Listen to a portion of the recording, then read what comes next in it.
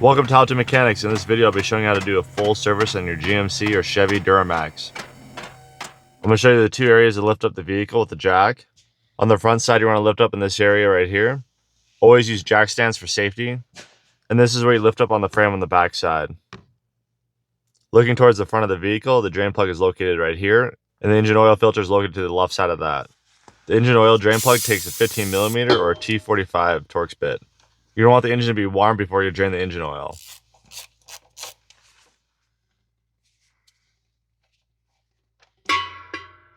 While the oil is draining, go ahead and remove your engine oil filter. Mechanic tip of the day: whenever you go to remove oil filters, always make sure that the O-ring does not stay on the engine and that it comes off with the filter. If you double gasket it, it'll make a huge mess when you go to start up the vehicle. I'm going to be using a Napa 100 454 oil filter. Lube the top of the gasket with some oil. Reinstall it and go hand tight. Clean up all the oil that dripped everywhere with some brake clean. Reinstall the oil drain plug with a new gasket, and then it'll be torqued down to 18 foot-pounds. If you don't have a torque wrench, just go pretty snug. Next, we're going to go ahead and replace the fuel filter. It is located on the driver's side towards the middle of the vehicle. I'm going to be using these 3/4 inch sockets from Sunex tools. Having a large set of sockets like this is a must for these modern day vehicles. And this set is very affordable. I'll have a link in the description below. To remove the fuel filter, it takes a 36mm socket. Loosen the filter.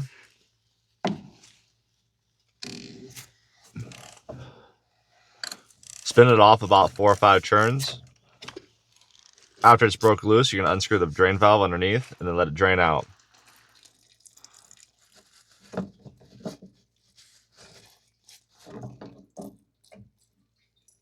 You're going to have to pull pretty hard to get the filter out of the housing. Remove the O-rings and replace with new ones.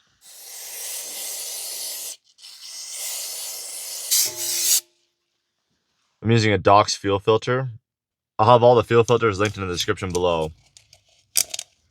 There are 2 O-rings to replace. There's a small one up top. Don't forget to replace that one too.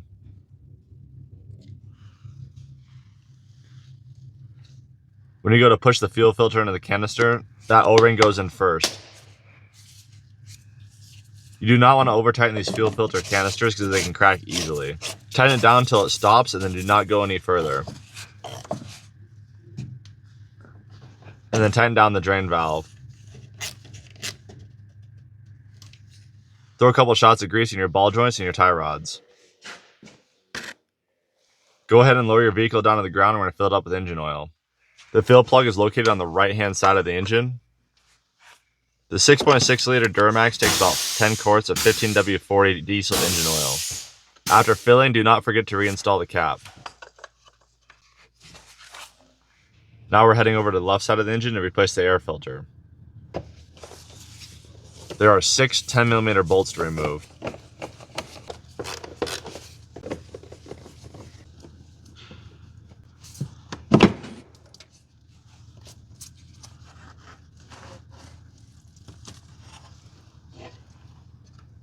After pulling out the filter, I like to vacuum out the air filter housing.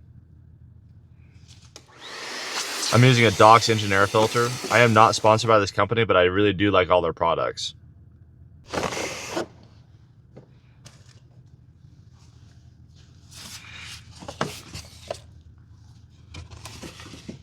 Don't tighten down the bolts too much because the housing will crack out. With that all done, we're going to go ahead and replace the cab air filter.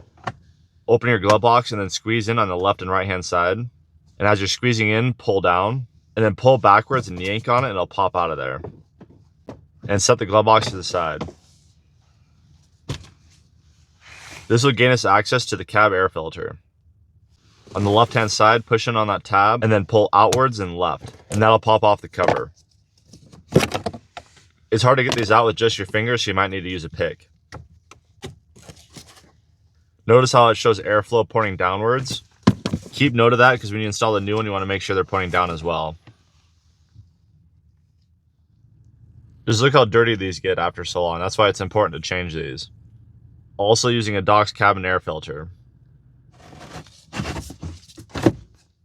Push in the air filter with the arrows down and then reinstall the cover.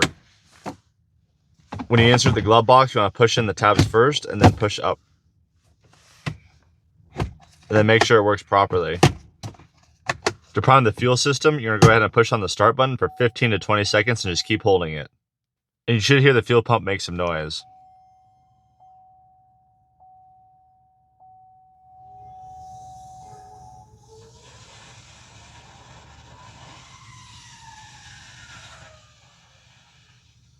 You can do that 2 or 3 times and then go ahead and start the vehicle.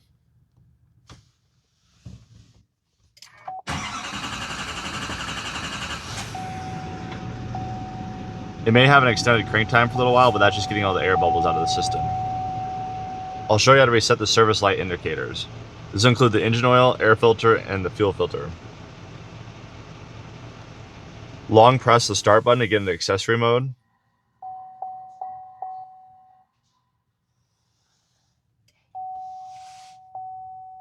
On the right hand side of the steering wheel, use the scroll button, and then scroll down until you see oil life. And then hold down that scroll button and it'll reset the oil life. And then you're going to do the same exact thing for the fuel filter and the air filter.